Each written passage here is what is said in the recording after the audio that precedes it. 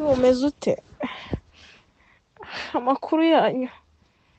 Njyewe ndaho si wamenye ko narwaye? Maze ukwezi kwa 9 kose ndwaye meze nabi.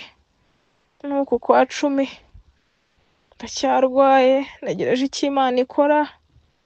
Abaganga babuze indwara babura n'igicurane, bafata ibizamini nca mu byuma bitandukanye, babura indwara. Nyuma na nyuma nsanga barandoze. Ubu ndi kurwana n'ubuzima ndebe ko nakongera nkaba muzima, ariko ntibyoroshye. Ntibyoroshye, ibi bintu birakomeye. Uyu mubiri uranyirukanyije uyu mubiri uranyirukanyije, urimo uranyambutsa n'ibihugu, ntago byoroshye, ntago ari ibintu byoroshye. Ni ukuri kw'Imana, umubiri umereye nabi, umubiri uri kundya, umubiri uri kundya, umubiri umereye nabi. Abanyarwanda mu nsengere cyane, mbasabye inkunga y'amasengesho. Maze amezi 2 yose ntakora, nta kazi, nakora gute ntabasha guhaguruka, ntabasha kugenda. Pararizi imereye nabi. Ewe, banerereje ibintu ntazi ngo ni ibiki. Uburibwe babura uburibwe, umubiri ubumbabaza. Ndumva ndakwinginze mpururiza abanyarwanda banyumve, bagira ikintu bamfasha, banabare. Abansengere, abagira n'icyo bakora bagikore. Abantu bashaka kunyica. Sindamenya ngo ninde uri gukora bino bintu, ariko nimumenya n'ukuri namwe muzamumenye, ntago nzamuceceka. Nindokoka n'ukuri nzashima iyo mu ijuru pe. Ntago byoroshye, ndi kurwana n'urupfu. Mururiza ndakwinginze Mana we.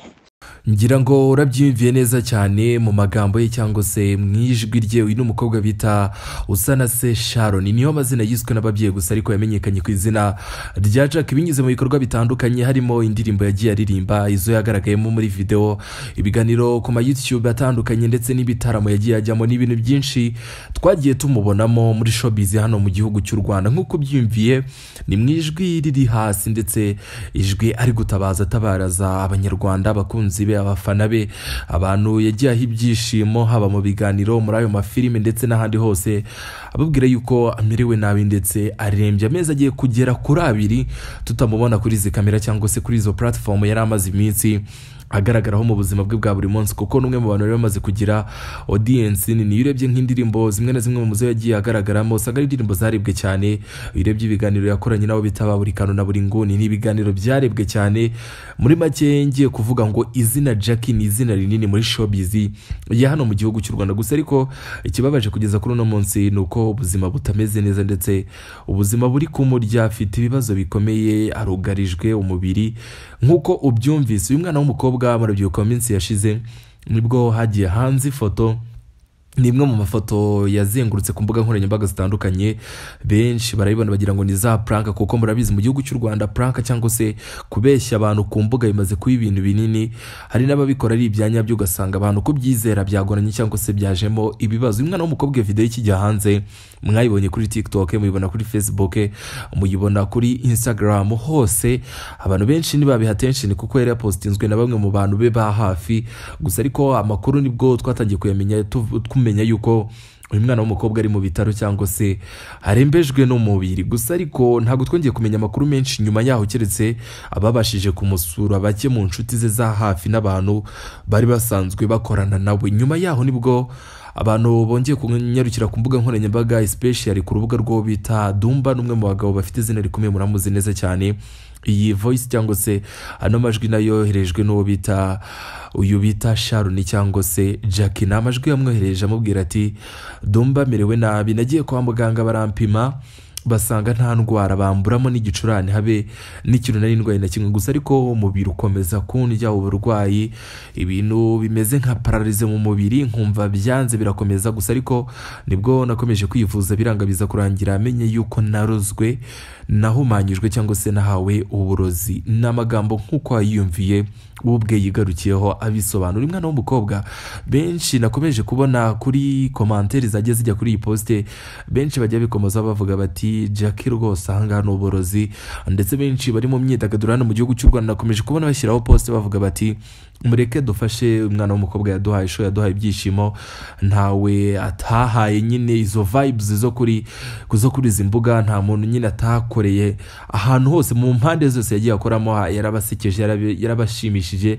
Benshi bati rwose nimutabare hakiri kare, abafite icyo kumufasha, haba amafaranga, haba kumusura, haba kumugezaho ibindi bintu bishobora kumuha ubufasha cyangwa se bishobora kumusayidera muri iyi minsi arimo itameze neza. Kuko icyo wowe ngo bita Jackie we ari gusaba abanyarwanda ati mumbabarire mu nsengere, nkeneye amasengesho kuruta iki n'icyo ari cyo cyose kindi gishobora gutangwa kugeza muri aka kanya, kuko icyo ndi kurwana nacyo, ndi kurwana n'ubuzima butamereye neza, ubuzima buri kumpangayikishaho, ntazi niba nzanaramuka cyangwa se n'ejo bushobora gucya nkihumeka umwuka w'abazima. Ni abantu benshi nakomeje kubona babihuza n'ibindi byamare bavuga bati mwabana umuntu nazajya atabaza nka gutya, ntimukabigire za nkuru zo ku mbuga nkoranyambaga dusanzwe tubona cyangwa se za stories dusanzwe tubona kuri ayo ma TikTok n'ama Facebook dusanzwe mu minsi yashize twabonye abastari benshi batandukanye bagiye bitaba Imana, twabonye Dorimbogo, twabonye Vava, twabonye benshi batandukanye kandi nabo bitangiye gutyo. Ukabona umuntu arapositeza ati meze nabi, cyangwa se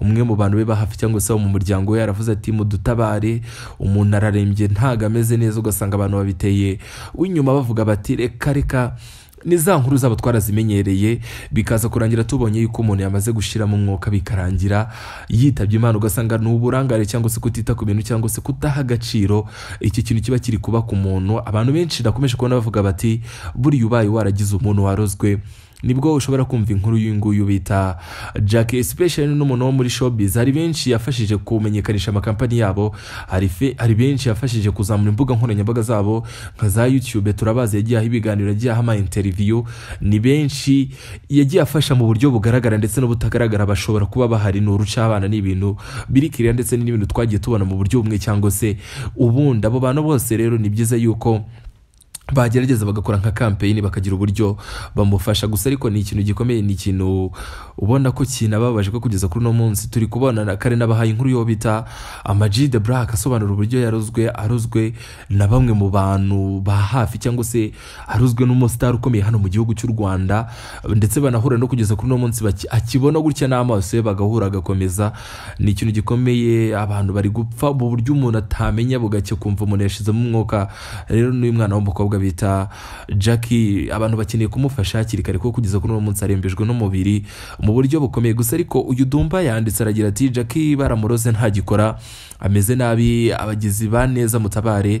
Dere Momo iyi nimero nanjye ndaza kuyibandikira hasi ukeneye kumufasha cyangwa se ubundi buryo wamuhamo support. Nimero yo ni 0780412931, kebaruye ku mazina ya Usanase Sharon.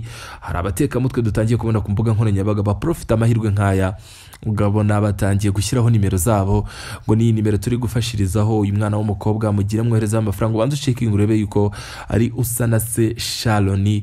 Uyu bita Jackie dukunda turi benshi, waduhaga ibyishimo, ariko kugeza kuri uno munsi urembye umeze nabi, uri kubabazwa n'umubiri. Umubiri murawuza, umubiri ni ikintu sinzi uburyo nabisobanura.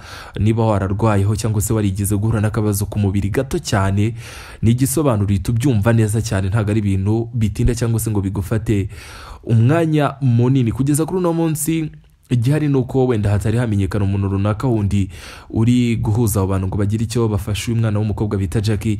Igihari nuko hari support cyangwa se ubufasha wamuha no kunyuza kuri iriya nimero ye yashyize hanze.